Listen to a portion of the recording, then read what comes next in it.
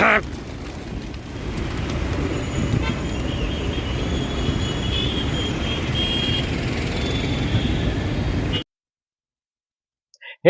आज का जो हमारा वीडियो है ना, बहुत इंटरेस्टिंग वीडियो बनने वाला है, क्योंकि आज का वीडियो हमारा मार्केटिंग पर वीडियो बनने वाला है। और मार्केटिंग में एक वड़ा पाव वाला ने किस दिन से, ये पहले ही दिन से अपने यहाँ 500 कस्टमर बनवा लिए। इसके के ऊपर हम लोग केस स्टडी पे भी बात करने जा रहे हैं। तो आज देखिए, मार्केटिंग पे ये हमारा सब्जेक्ट है।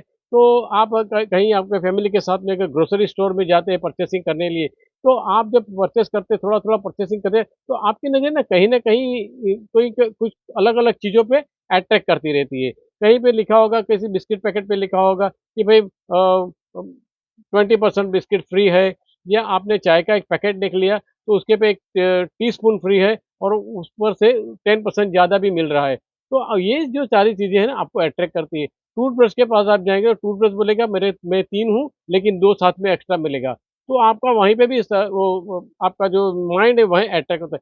यानी कि हर चीज़, हर प्रोडक्ट के पीछे आपको माइंड को अट्रैक्ट करना, किस तरह से आपको ये बाइंग करने के लिए आपके माइंड को तैयार करना, ये सारी चीज़ें मनोवैज्ञानिकों ने ये स्टडी किया है। और स्टडी करने के बाद में पूरी वर्ल्ड की दुनिया के अंदर ये किया गया है कि भाई फ्री, डिस्काउंट एंड ऑफर, इसी से लोग अट्रैक्ट होते हैं। और यही परचेज़ का बहुत बड़ा, कैश फ्लो का ये बहुत बड़ा ज़रिया है कि आप कुछ ना कुछ फ्री दीजिए, कुछ ना कुछ ऐसा दीजिए कि वहाँ उसे ऐसा लगे कि भाई मुझे ये फ्री मिल रहा है, तो मैं परचेज़ करूँ। ग्रोसरी की दुकान को छोड़ दीजिए, बड़े-बड़े मॉल में जाएँगे तो सेल के बहुत बड़े सेल चलता रहता है, तो वहाँ भी लिखा होता है बाय 2 गेट 2 फ्री, या मुझे लो, 2 साथ में फ्री में ले लो। ऐसी बहुत सारी स्कीमें वहाँ चलती रहती है।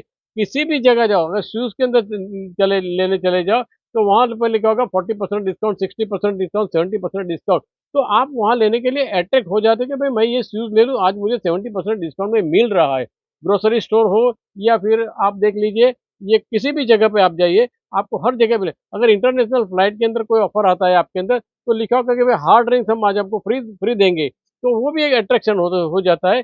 बड़ी-बड़ी कंपनियाँ ने सोचा है कि भई कुछ ना कुछ फ्री देंगे, तभी ये जो कैश फ्लो है ना, कभी बंद नहीं होगा। वो चाहे टूथपेस्ट बनाने वाली कंपनी हो, कोल्ड ड्रिंक्स वाली कंपनी हो, मैन्युफैक्चरिंग कंपनी हो, चाहे कोई भी हो, आपको ये अट्रैक्ट करने के लिए ये सारी स्कीमें बनाई जाती है। और ये स्कीम के अंदर आपका जो माइंड है ना, वो सोचता है कि भई ये मुझे मिल रहा है, तो मैं ले लूँ, और आप परचेज़ करने के लिए ये रेडी हो जाते हैं, क्योंकि आपको ज़रूरत भी है, और वहाँ पे आपको फ्री मिलता है, और आपका परचेसिंग वहाँ पे बंद, वो पैक हो जाता है, और आप परचेस कर लेते हैं। ऐसा बहुत सारी चीज़ें हैं जहाँ पे परचेस हो जाता है। आज हम एक वड़ा पाव वाले की केस स्टडी को स्टडी करेंगे। उसने किस तरह से अपने एक ही पहले दिन में 500 कस्टमर उन्होंने बनाए।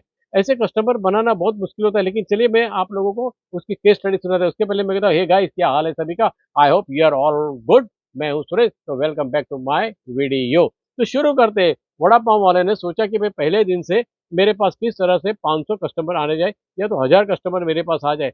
उसके अंदर एक तो वो चाह थी कि पहले दिन से ही मेरा बिज़नेस ऐसा चलने लगे कि बस चलने लगे, एफिल टावर की तरह ऊपर चला जाए मेरा बिज़नेस। वो फर्स्ट डे से, वेरी फर्स्ट डे से सोचने लगा।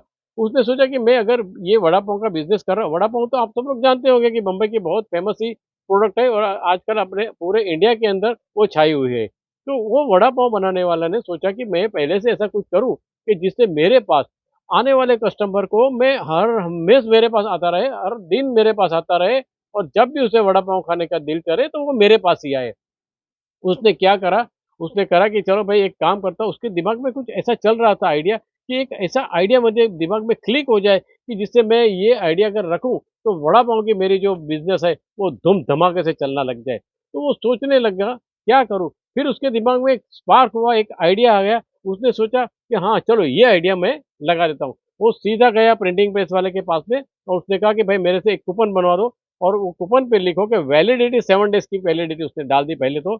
और उसने लिख दिया कि भाई इनॉग्रेशन हमारा ये जो वड़ा पाव का बिज़नेस है, वो यहाँ-यहाँ हमने हमने इस जगह पे शुरू कर रहे हैं ये तारीख को, तो आपको वड़ा पाव खाने के लिए मैं इन्विटेशन देता हूँ। लेकिन ये कूपन अगर आप लेके आते हैं, तो वड़ा पाव आपको फ्री है। Free, free, free. Vada pav आपको पूरा फ्री मिलेगा। और उसने 1000 कूपन उसने उसी दिन प्रिंट करवा के, सेकंड डे जब उसका इनॉग्रेशन होने वाला था, उसके पहले 3 दिन पहले उन्हें सभी लोगों को 1000 कूपन, हर शॉपिंग मॉल में गया, किसी के घर में गया, बैंकों में गया, किसी के ऑफिसों में, जहाँ भी उसे लगा वहाँ गया, उन्होंने 1000 कूपन उनको दिया और कहा कि आप लोग आना, मेरे ये इनॉग्रेशन है, तो आप लोग फ्री उस दिन आपको वड़ा पाव खाने को मिलेंगे, तो आप लोग ज़रूर से आना वहाँ पे। ये आइडिया उसने लगाया, तब उसने सोचा भी था कि ये आइडिया क्लिक होगा या नहीं होगा, 100% श्योर नहीं था। फिर भी उसने कूपन डिस्ट्रीब्यूशन की और उसका इनॉग्रेशन का डे आ गया। जब उसने मॉर्निंग में इनॉग्रेशन किया, उसका वड़ा पाव बनाने का जो बिज़नेस था शुरू किया उन्होंने, तो उसने देखा कि धीरे-धीरे वो 10 बजे उसने टाइम भी डाल दिया था, 10 टू 8, तो उसने डाल दिया वो, और वो सोचने लगा कि भाई क्या होगा अभी आज? तो धीरे-धीरे देखो कूपन वाले लोग आने लगे और उन्हें कूपन देके फिर वो वड़ा पाव खा रहे। वो वड़ा पाव इतना टेस्टी था कि वो खाने के बाद में उनको बहुत सैटिस्फाइड हुआ। कभी-कभी ऐसा भी हुआ उनके साथ में कि एक के साथ में दूसरा पर्सन उसके साथ में आया, तो एक कूपन के ऊपर उसने एक कूपन ले लिया उसने कूपन, लेकिन दूसरे को भी उन्होंने फ्री खिलाया। बोला नहीं, नहीं आपके साथ में है, ये हम आपको इसको भी फ्री खिलाएँगे।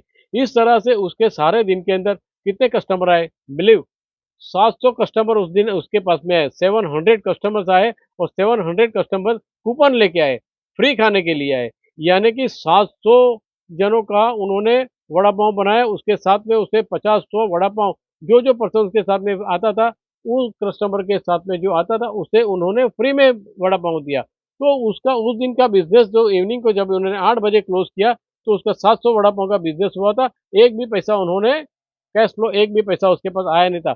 सेकंड डे उसने जो 1000 कूपन के वो करी थी डिस्ट्रीब्यूशन, उसमें से उसको पता चला कि भाई 300, क्योंकि जो पिछले दिन जो कूपन आई थी उसके पास में, वो कूपन उन्होंने एक-एक फाड़ के उसने जमा करते गए एक डब्बे के अंदर, और डिब्बे में उसने शाम को गिना तो 700 कूपन हो गई थी। तो और दूसरे दिन उन्होंने गए उसको हो गया कि अभी 300 कूपन हमारे अभी और भी है, तो 300 जन और भी आ सकते हैं। वैलिडिटी 7 डेज़ की थी, लेकिन पहले दिन में 700 कूपन हो गई, दूसरे दिन के अंदर 200, 250, 300 कूपन उसके अंदर आने लगे होने शुरुआत हो गई।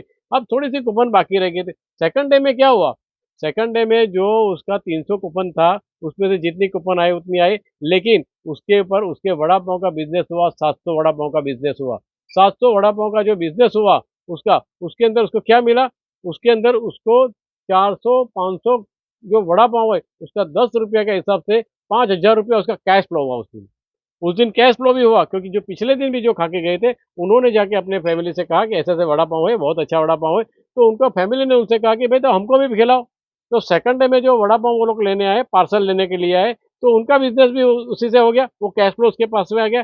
Second, third, fourth, fifth, sixth day, 7 days तक वो कूपन वाले जो सिंगल-सिंगल भी बचे थे, वो आ गए तो ठीक है, लेकिन उन्होंने लिखा था कि 7 डेज़ का वैलिडिटी, तो 7 डेज़ के अंदर जितने भी आए उनको फ्री मिला है। लेकिन वेरी पहले पहले दिन से देखो उसकी जो स्ट्रैटेजी थी, वो बड़े-बड़े मार्केटिंग वाले हैं ना, वो भी ये स्ट्रैटेजी को नहीं टच कर सकते। ऐसी इसने स्ट्रैटेजी बढ़ाई, वो पढ़ा हुआ लिखा हुआ नहीं था, लेकिन उसके दिमाग में एक आइडिया क्लिक हुआ, और वो आइडिया क्लिक होने से उसने उसको आइडिया को इमीडिएटली इम्प्लीमेंट किया।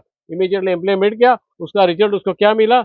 आज 15 साल से वो उसके वहाँ पे जब भी वेरी थर्ड डे जब उसने ओपनिंग करने के बाद में वेरी थर्ड डे हम लोग भी गए थे कूपन लेके, और फिर वेरी थर्ड डे हम लोग गए, तो वहाँ पे देखा तो मॉर्निंग में 11 बजे 25 जन वहाँ पे वड़ा पाव के लिए वेट कर रहे थे।